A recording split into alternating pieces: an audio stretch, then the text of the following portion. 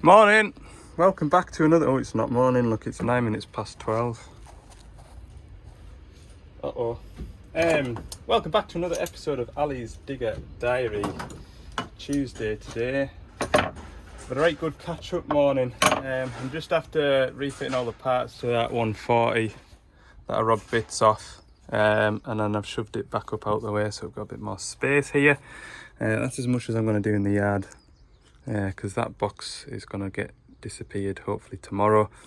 That micro digger needs to go in the workshop, but that gives us space to move that 27 in front of the 140. That 27 has just been delivered this morning. It's all PDI'd, ready to go, so it must be going somewhere local to here. And I tell you what, if it had sneezed, it had bumped into that trailer. In front of me, colleague, he was at a 62 or a 63. Basically the machine had tracked up onto a low loader last night, and then it had gone to get delivered this morning and it wouldn't start. It was coming up with a check engine light, and he was telling us all the symptoms and things, and I said, hey, you're gonna wish you phoned me about an hour ago, because see that emergency stop switch next to the screen? He says, yeah. I said, unplug it. 15 minutes later, he came back on the phone and said, can't believe it, it's working. So, what I'm going to say by that is, when you see me doing some of these jobs, sometimes it's jobs that I've done before, and I know my way around and what's caused it, and I just go straight to the problem, and you lot think, oh, that's tremendous, wow, he's nailed that. Sometimes when I do that, I have been on the phone to somebody else, and that's what I like about working at Gordon's. There's no kind of, I don't know, some spots you can work at, folk like to keep information under the hats and see you struggle on, and you know, I've seen that before, and what's the point? You're all working for the same team. And I'm not shy of phoning somebody if I'm stuck or I've run out of talent, and vice versa. So, you know, we're all a team is what I'm saying, and it's nice that folk feel like they can phone me and ask for help, and I can phone them and ask for help. Any road, right, you'll be pleased to hear I've got 2 diggers to go and service now. But inside that big box there is a slew motor. I've got that to fit on a 225 down South Cumbria tomorrow, so that'll be in this video. Having worked bank holiday, it's really sort of got us caught up really. The outlying job yesterday that was 2 hours away, and the digger next door, pleased I got that done. And then Friday as well, those jobs that I did on Friday would have normally had to have been done on a Saturday, so yeah, it saved me coming in next Saturday and doing those. So yeah, all is well. I'm pleased. So I'm working now on services and jobs that came in beginning of last week, if that makes sense. Because obviously you think, right, I'll get that done at the end of the week, and then a breakdown happens or whatever, and so the services just slowly get pushed back. But no, I prefer to get services done within a week or 10 days, then they're not too far over the allocated times, if that makes sense. Right, let's go and have a good day. What is it today? Wednesday. There's my digger. He says, oh, you'll see it off the roadside. So I drove up. He said, you'll see a black barn with some bales in it. There's the black barn with bales in it. He says, once you see that, you'll see me off the roadside, just pull up. And I carried on up the road. He's way up over the hill. No wonder I couldn't see him. Yeah. Right. We've got to go up that track there. What a time to be alive. God, this weather is just tedious, like, oh, there's sheep in this field. What is the chances of me opening this gate and the sheep staying in the field? We'll do a bit of exercise, we'll run back to the van. Not noticed. Okay, so today's job is to give this machine a service. But first, we've got hydraulic oil going into the slew gearbox. You can see how wet it is around here. That's because it's coming up out the dipstick. See how it's full? Yeah, it sort of smells like hydraulic oil and gear oil mixed together. So I told the customer that it'll be the seal on the end of the shaft. Given prices to reseal it, given price for a new one. To be fair, there was a bit more of a difference between getting the parts to do the job and the sort of slew motor assembly. And he just says, just get the motor. Let's not mess about. You can come down with a motor, have it on the machine in an hour or so, have it serviced, and it can get back and do an afternoon's work. So that's what he's chosen to do. Yes, we could strip it, reseal it, and but it's just what the customer wants to do, and that's absolutely fine. To be fair, it suits me, especially in this weather, just to bang a new unit in. So that is what is in that box there. So first of all, we'll drain the slew gearbox into... Oh, my phone ringing again. I'll just get this. So anyway, what I was saying, we're just going to drain the oil out the gearbox. That'll be perfect, pal. Grand job.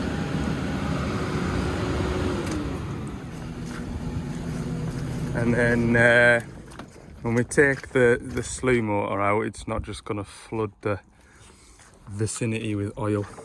Yeah, we don't need a sample kit to know that that isn't gear oil. It's coming out at a fair rate, which is good. So we'll make a start now, pulling pipes off the motor. We'll have it out in a jiffy. Okay, so what we need to do is take the pipes off, obviously. This pipe here is coming up from the rotary coupling, which is down there. So that's the bit down there that transfers your oil through to the bottom half for your travel motors, only in this case. And this is the case drain from the motors of your travel motors, which then obviously attaches to the case drain of the slew motor, which then goes up into your hydraulic tank. We've got this big pipe here, which we'll take off. We've got the two directional pipes here and here, and then down here we've got 2 quarter pipes, and that is to release the swing brake, or the park brake for the swing motor. And next to that you've got a pressure sensor here, and that's your auto idle pressure sensor for your top half hydraulic. So if you jump on a machine and the auto idle doesn't work for any of your joysticks, but the auto idle works for your travel levers, it's either the plugs come off that pressure sensor, or the pressure sensor's knackered, and you can go into the screen and read your PA pressure sensor, and if it's not reading anything, then it's the pressure sensor. Bit of useful or useless information for you. So we'll get these pipes rattled off it.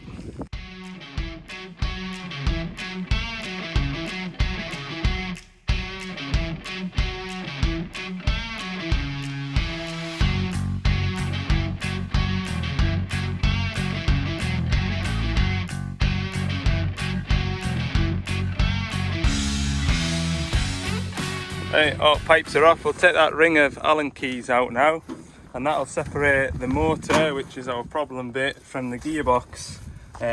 So there'll be 16 or so of those Allen keys, and they'll be tight, so they'll all be to loosen with a bar, and then I'll get my whiz gun and brrrp, and we'll have it off in no time. There's only 1 or 2. There's one just underneath that block there that'll be a bit of a challenge. And to be fair, if I took these clamps off where these pipes are capped, we'll get, there's 2 underneath there directly, but we'll persevere with what we've got, and then I'll decide whether or not I can be bothered to take them off. So yeah, I'll just remember now, while I can spot it, to disconnect the auto idle pressure sensor. But it's stopped raining now, which is a real treat. Yeah, this what this digger's doing, he was telling us, these rocky bits here, there, and then that lump there, it's going to level it off and knock those rocky bits out of there.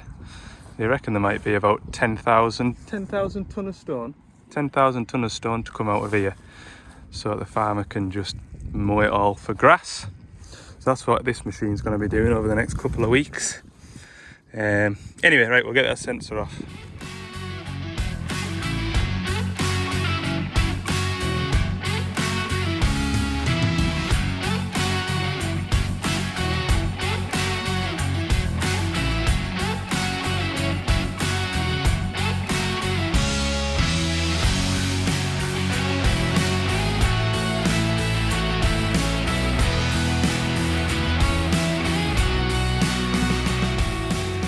Right, there we go, got a ring of bolts out. There's only 2 bolts, they're loose, but we can't pull them out because of the filler neck down here.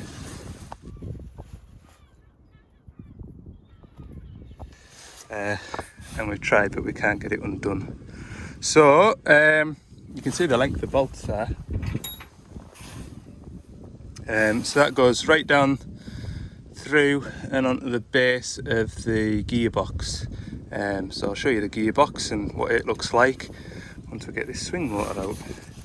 So that's the next step now. We'll take this pipe off and just throw it out the way.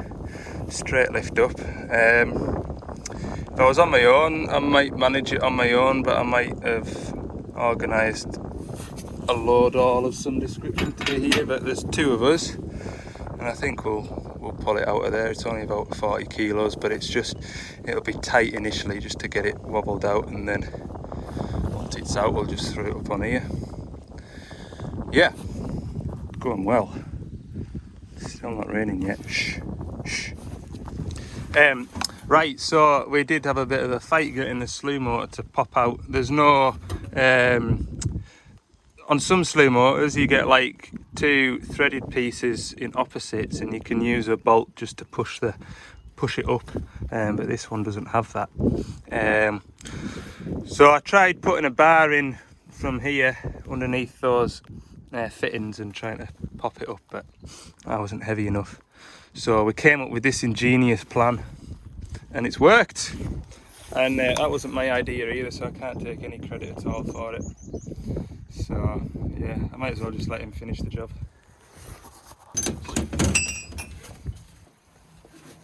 What, and use this to pull it up with, or? Yeah, we'll just nick it and pull it. We'll pull it up onto that foot plate there where your knee is.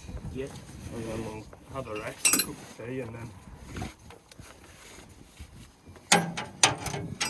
talk about it a bit, and then decide to get the one out of the van.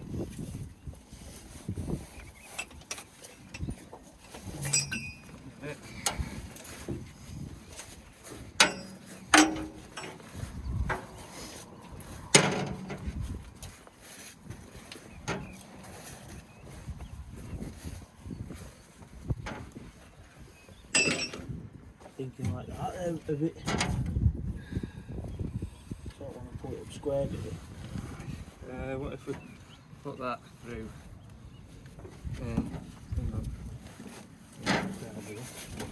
Put that on there. And then put that through there. That. See down that. Right. Something like that. Right. 1, 2, right. What's supposed to happen? Right, you hold that there. I'll rebuild the gearbox.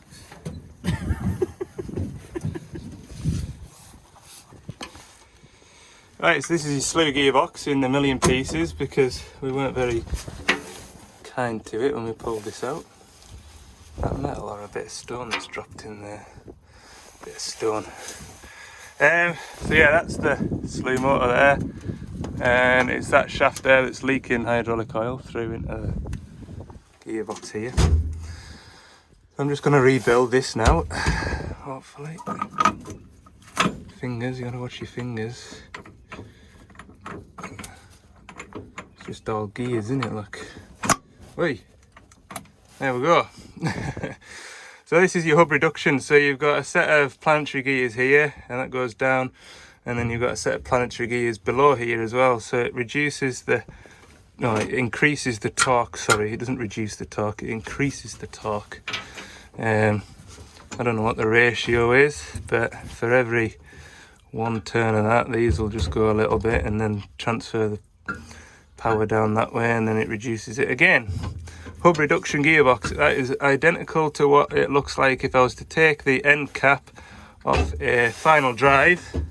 It looks just like that. But anyway, this gearbox now has been flushed out with hydraulic oil. So yeah, we'll just have to fill it with gear oil. In fact, that's what I'll do before we put the new one in. I'm going to pour gear oil into there, so it's just up to just below these teeth, because if you look at where the dipstick goes, grab the dipstick goes in here.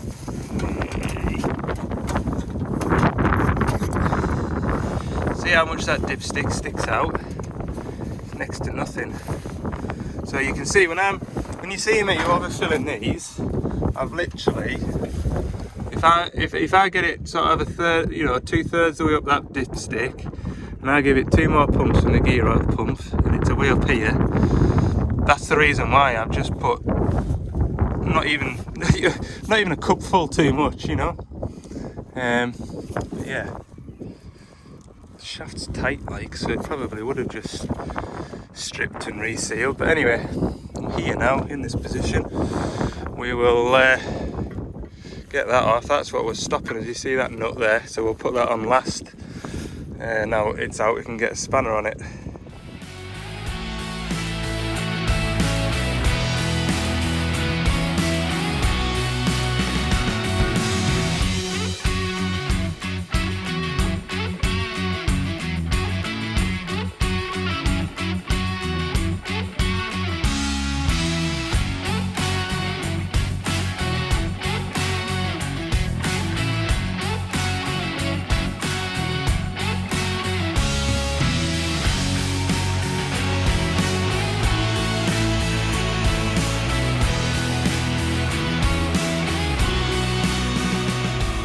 Right, as you've seen from the comfort and dry of the van, we've swapped all the parts off the old motor onto the new motor. It's absolutely throwing it down. I mean, we are technically in the Lake District, so it's to be expected. If it was dry all the time, then it wouldn't be the Lake District, would it? It'd just be the Big Hole District. That made me laugh, that. Right, I'm going to chuck some gear oil in that gearbox. And before I do so, I've just remembered that I need to put the bung back in. There. I'll grab a 27 and nip that up. So we'll chuck the gear oil in on top of the gearbox. That way, I don't have to stand up there in the rain for 15 minutes. I mean, I'm going to be up there for the next hour and then it's the service afterwards. It makes sense in my head, okay? Right, I've got the gearbox full. I've put a bead of RTV silicone around the outside. Doesn't really need it, but it's got it because when we split it, it had it, so we replaced it. We've got the pump, got the motor making its way up the steps now, so I'll pop this down somewhere handy for you to see. I probably have slightly overfilled the gearbox for fitting it, because when we put the input shaft into that hole there, it's gonna displace oil, but life goes on, doesn't it?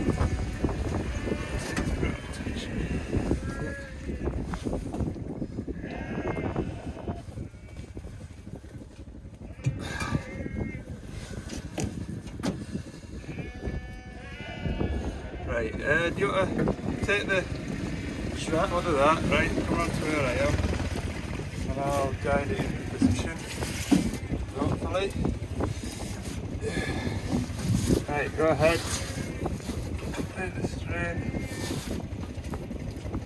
Yeah, tell you what you should do, just just grab one of them bolts.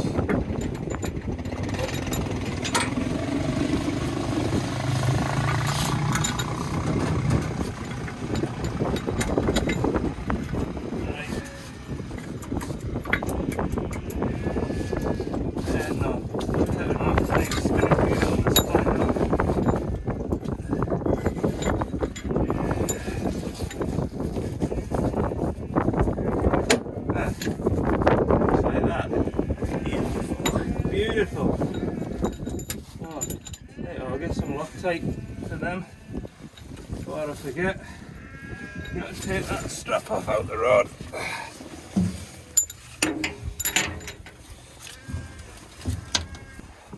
Right, what we'll do, you put a bit of Loctite on and I'll thread them in. And remember, dot dot, not a lot. Someone will thank us for that in future. That's it. Right.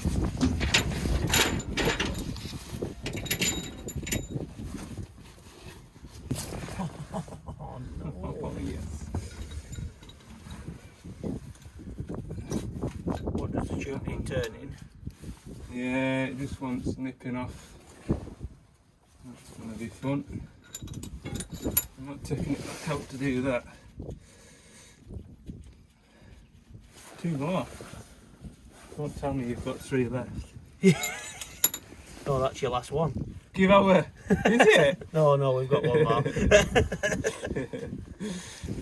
You didn't pick that one up we dropped in old, did you? I wonder what was floating among that gear oil. Do you want to dot it yet? Because are we going to turn that? Yeah. Can you get it in? Oh, sorry, yeah. yeah. I'll pull it back out again. I'll have to go and get the 38 Spaniard. That would have been a good crack, that. Yeah, no, one left. One left. No, it should be 2. Oh, how am I going to get a spanner on that, look. Right, let's have a go. Right, so again, the problem we've got, we did put a bolt through there to make sure we could get it in when it was downstairs, but obviously there's a bit of wiggle room when it's not fitted to the gearbox, so we just literally need to turn this nut down here, which I'm telling you now will be easier said than done. We need to turn that just ever so slightly so the flat is that way. So yeah, we'll have a fight at that, and then we'll rattle all these bolts down. I'll probably just do that bit as a time lapse. But what we need to do when we're putting a ring of bolts down is we'll just run them all down first and then tighten them in opposites so it equally clamps it to the gearbox. That's the idea. You see a lot of people just going around the clock. That isn't the right way to do it.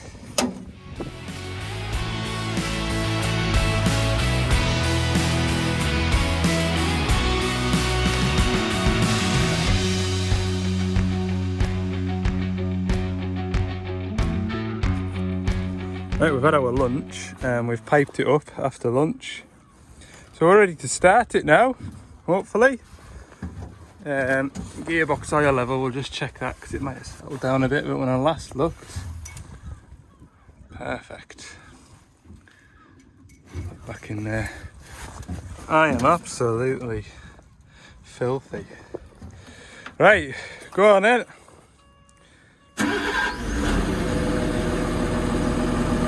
No leaking. Hang on a minute.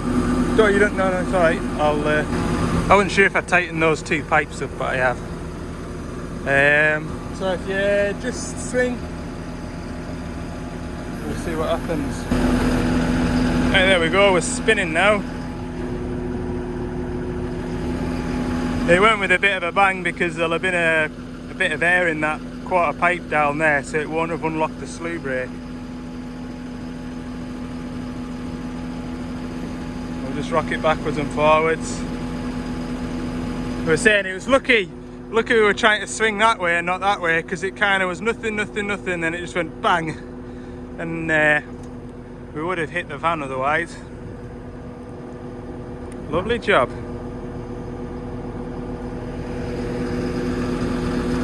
Sweet as a nut. Right, we'll gather all these tools up, we'll put everything away, and then we'll start on the service. Nice little job that. Okay, we've had a square up with tools and bits and pieces. That's a really good bin bag, that.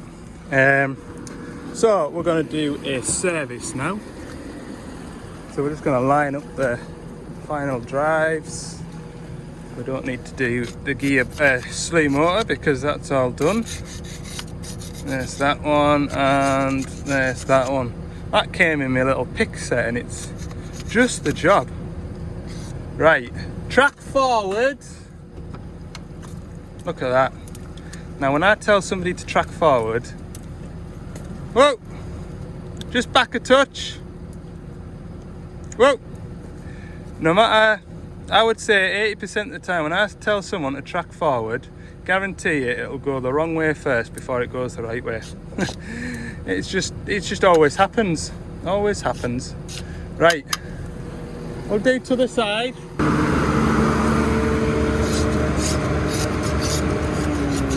There's one. What's that one? Hey, backwards. Whoa. Perfect. And I think we'll have the boom that way. Put the boom that way. Right, first time I've serviced a digger cross-tracked, but it's working. I had to take the belly plate off. And to be fair, if the drain bung was underneath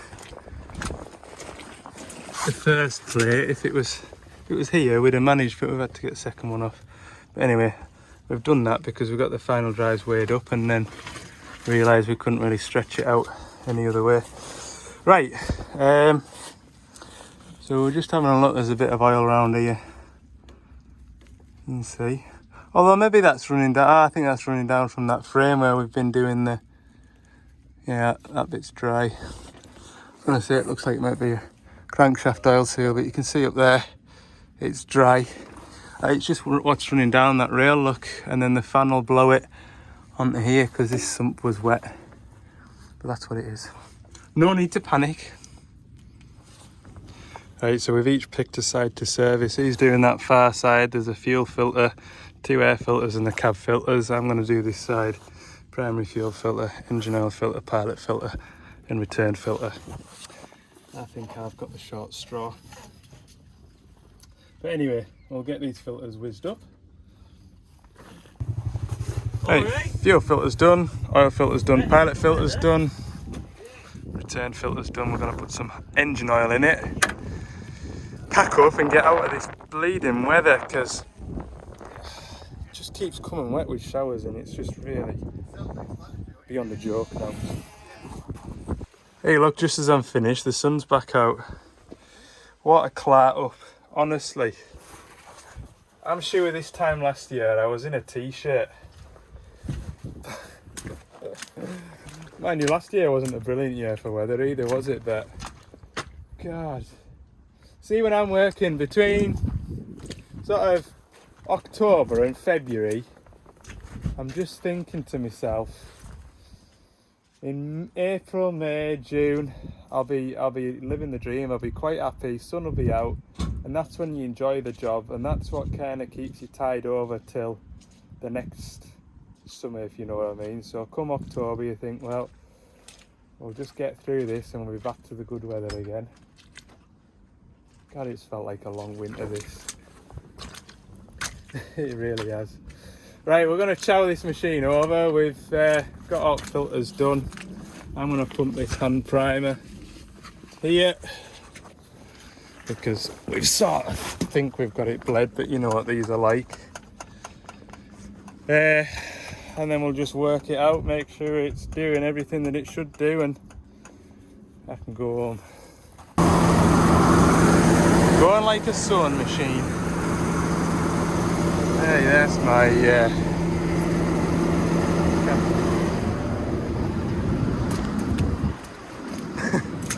look at it! What a disgrace! The mud's just running out of the van. I've never known how to like it, I really haven't. 8th April now. I've got to stop twining because I'll get no sympathy. Okay, that is my day done really. I've just got to drive home now. See you in the next one.